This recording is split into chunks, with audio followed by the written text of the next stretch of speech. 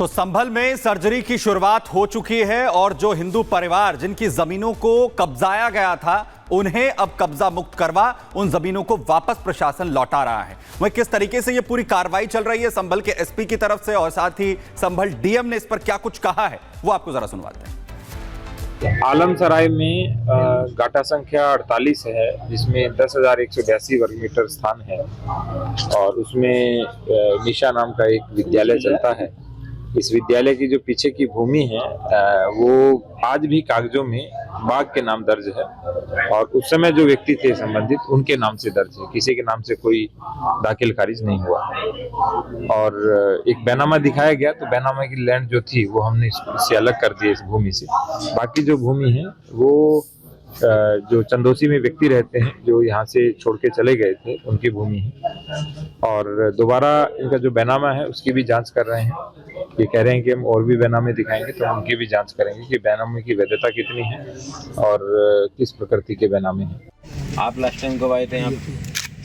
Last time तो कल परसों उससे पहले कब आए? ना हम जब आने नहीं दिया हम अच्छा करते थे आने के, ये बताओ तब हम आने नहीं दिया, हम मजबूर होकर वहाँ से भी बेच के हम वहाँ चले गए दूसरे घर की तरफ मकान हमने वहाँ बना लिया। पंजूसराय में भी बेच दिया आपने? नहीं, मतलब हमारा जो था ना दादिलाई हमारा और के मतलब हमारे इनके दादी बाबा नहीं थे तो हमारे ससुर और ये दो भाई थे तो हम एक परिवार में रहते थे। जो जमीन थी हमारी हमें ये नहीं पता कि हमारी कहाँ है कहाँ नहीं है। अब जरा पता चली इस तरीके खतौनी में कितना दर्ज है सर इनका? 1050। ये बच्चा हमारे स्कूल में यहीं पढ़ता है। अच्छा, 2 बच्चे पढ़ते हैं हमारे यहाँ पे। तो ये उधर वाला है वो 1050 उनका। तो संभल की सर्जरी जारी है। साहिल हमारे साथ हमारे सहयोगी जुड़ चुके हैं, संभल से लगातार रिपोर्टिंग कर रहे हैं। साहिल देखिए 3 हिंदू परिवार हैं जिन्हें उनकी जमीन वापस लौटा दी गई है। अब इसके बाद आगे और कितनी जमीनें हैं जो चिन्हित की गई हैं, आगे क्या पूरा ब्लूप्रिंट तैयार किया गया है? जी बिल्कुल, पहला जो हिंदू परिवार है वो सामने आया है। उनके अंदर एक आस जगी कि प्रशासन जो है उनकी ज़मीन वापस लौटाएगा, जिसके बाद आज सुबह के समय भी स्थानीय डीएम और एसपी ने उसी स्कूल का दौरा किया जहां पे लोगों ने कब्जा किया हुआ था। हिंदू परिवार को बुलाया गया, उनके दस्तावेज देखे गए। अब फिलहाल दूसरे पक्ष की तरफ से जो वहाँ पे स्कूल चला रहे हैं उनके जो दस्तावेज हैं प्रशासन के पास दस्तावेज चेक किए जा रहे हैं, उसके आधार पर आगे की जो कानूनी कार्रवाई वो की जाएगी। लेकिन अब कहीं ना कहीं बाकी वो लोग भी जगेंगे जिनके 1978 में दंगों में जिन हिंदू परिवारों ने संभल से पलायन कर लिया था, जो चंदौसी और आसपास के जगहों में जाके बस गए थे, वो एक बार फिर से उनके अंदर एक बार आज जगी कि प्रशासन जो है उनकी जो जमीनें 78 के समय में जो उनकी छीन ली गई थी, कब्जा कर लिया गया था, वो अब कहने के प्रशासन को अपनी जो शिकायतें हैं वो देना शुरू करें। क्योंकि जैसे ही ये खबर मीडिया में आई तो बाकी लोगों में भी एक उम्मीद जगी है कि प्रशासन को अपनी शिकायत देंगे, जिसके आधार पर प्रशासन आगे की कानूनी कार्रवाई भी करेंगे। क्योंकि कल के दिन भी एसडीएम वहाँ पे पहुंचे थे, वहाँ पे पूरे बेनामा जो कागजात थे वो देखे गए, जिसके बाद ये साफ हुआ कि ये पूरी जगह जो है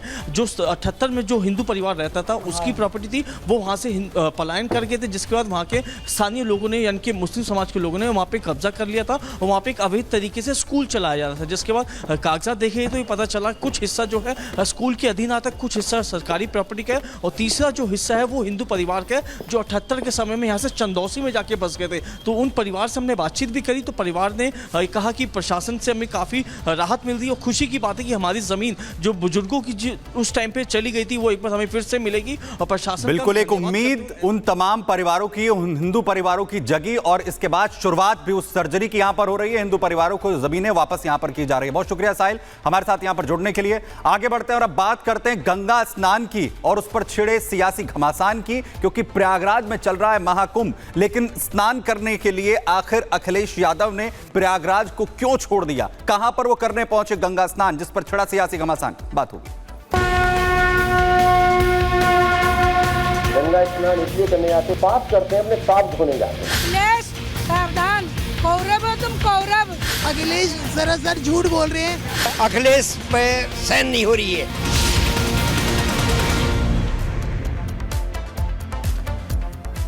प्रयागराज में महाकुंभ चल रहा है। करोड़ों भक्त बड़ी संख्या में जाकर गंगा स्नान कर रहे हैं, लेकिन एक तरफ ये भव्य तस्वीरें हैं तो दूसरी तरफ अखिलेश यादव प्रयागराज में गंगा स्नान न करने के बजाय हरिद्वार पहुंच गए, जहां उन्होंने जो है गंगा स्नान किया। इस पर अब साधु संत बड़े सवाल खड़े कर रहे हैं। अब इस पर सियासी घमासान क्यों छिड़ा है और आखिर क्यों है संत नाराज, देखिए।